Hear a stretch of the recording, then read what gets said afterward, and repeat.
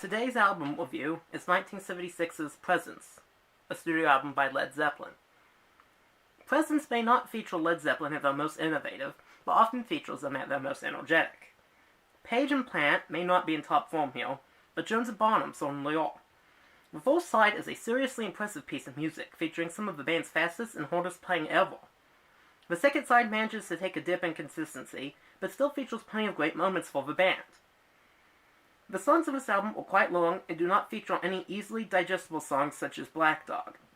Led Zeppelin always considered themselves an album band, and here they really made good on that by not having any song that could have even possibly been a hit single. The album also does not feature any of the folksy songs or rock ballads like they had done in the past. Other than the last song, which is a slow blues rock song, everything else is focused on being very hard and very fast, almost approaching metal. Bonham kills it on the drums all throughout and is perhaps the real star of this album, although you could argue that he usually is.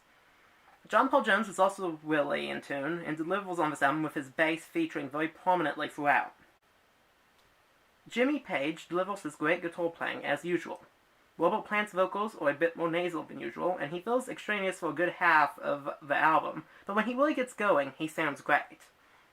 While somewhat overlooked compared to the rest of the band's catalog, Prescence is a very strong album in its own right, an exhilarating ride from the start. The album manages to not showcase the band's range, but fully explores their hard-hitting fast rock, which makes it a more than worthy album to listen to when you need some good old rock and roll. Achilles' Last Stand is an amazing way to open the album. The song sounds dark and sinister, but also manages to be incredibly fast-paced and ferocious. Bonham is having the time of his life on this album and is really nailing the drum work. Plant's vocals are a bit more nasal than usual, but I do not find this as a detriment to his performance. It is different, but still sounds very good. The band manages to keep the energy going on For Your Life, and delivers another great performance. John Paul Jones' bass playing really makes this song work. Plant's vocals are delivered very well, despite some hoarseness. The guitar riff is great as well, really tying the song together. On Royal Orleans, the band once more manages to deliver a very high-energy performance and also gets surprisingly funky. Plant's vocals, despite their presence, feel like they've taken a backseat to the superb instrumental work. Nobody's Fault But Mine allows Plant to shine a little bit more than the previous ones did. The guitar-vocal harmonization thing that Page and Plant do is back here, and it works pretty well. The opening guitar riff is great, really leading the song in before the drums and the bass start. The guitar screech later on before the solo also adds a lot of personality and texture to this song. The instrumentation is also another high-energy performance. Candy Store Walk is another song that has a very high energy and ferocious playing. While it isn't as memorable as the songs preceding it, it is played with a passion that is a very exciting listen. The vocal style here is somewhat reminiscent of 50s rock. Hearts On For Nowhere is another song on which Plant shines. His vocal improvisations and overall performance are on point. The rest of the band once more plays incredibly well, keeping the energy from the rest of the album going very strong. T for One is a bit too long and a bit too boring for me. The playing is hard but not fast. The lyrics are well written and still not well sung, but after a while Plant's recitation starts to drown. The other songs of this album are not short, but rarely are they boring. This song is too slow, too long, too boring. The rest of the album feels like one hard fast ride to the finish, but this song feels like it has regressed to an older style that is reminiscent of Led Zeppelin 1. The song should have been 4 minutes, maybe 5, instead of 9. This is a very sour note to end the album on, as it feels like the band simply changed one track too soon. Perhaps it would have felt more at home on a slower album. Before we go on to the songs and album final ranking, I do want to look at the sleeve. It's kind of an odd one. It honestly looks more like a Pink Floyd sleeve than a Led Zeppelin one, if you ask me. The whole, I guess, shtick of this album and its sleeve is that there's this, like, presence that's maybe supposed to represent the band. That's this logo down here, or this black kind of monolithic thing, but it's kind of small.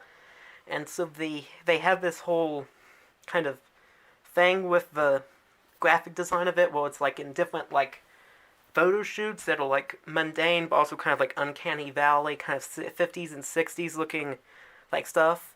There's some interesting, I think, coloring done here. Her shirt is kind of stands out, and there's also the water back that's kind of green. Also, I don't know if you can really tell this in the video, but that up there is like in Boston, so that's kind of nice. The back has another picture. If I remember right, one of these children actually is one of the same children that's on Houses of the Holy's album cover, so that's kind of interesting to note. Once again, you have them looking at this object here, and you also have it drawn on the back. Kind of funny, kind of interesting. And then inside the gatefold, you have more pictures. I think that one's really funny, especially. But you got them like looking at the pool, looking at a factory, looking at a flower field, like another factory setting in the living room with a baby, like in the snow and like while playing golf. It really does follow a very high concept sort of graphic design. And there's also a printed liner with the picture of the object again, the Swan Song logo, which is always nice to see. And then both sides of this are the same, but it's kind of another nice thing. I honestly like this, I think, more than the rest of the sleeve. You know, it's kind of interesting. It's kind of the uncanny valley, but intentionally uncanny valley. And it is very high concept and kind of sci-fi almost, but I still think it feels more like Pink Floyd or some of like prog rock band than, you know, Led Zeppelin and like blues rock or even kind of approaching metal on this album. It doesn't really, nothing about it screams Led Zeppelin, they don't appear here anywhere, and it doesn't really remind me of the music. So, for the song rankings, I give Achilles' Last Stand, 10 out of 10. For Your Life, 8 out of 10. Royal Orleans, 8 out of 10. Nobody's Fault But Mine, 9 out of 10. Candy Store Walk, 8 out of 10. Hot Song for Nowhere, 8 out of 10. T for One, 5 out of 10. And overall, I give the album an 8 out of 10. If you all would like to see more album reviews like this, please feel free to comment, like, and subscribe, and also let me know your opinions on this album. I'm sure a lot of people are going to be commenting, complaining that I bashed T for One. And I do plan on reviewing Led Zeppelin's other albums soon. I've already reviewed the first one, and so be sure to stay tuned for that. I once again want to thank everyone for watching, and see you in the next video.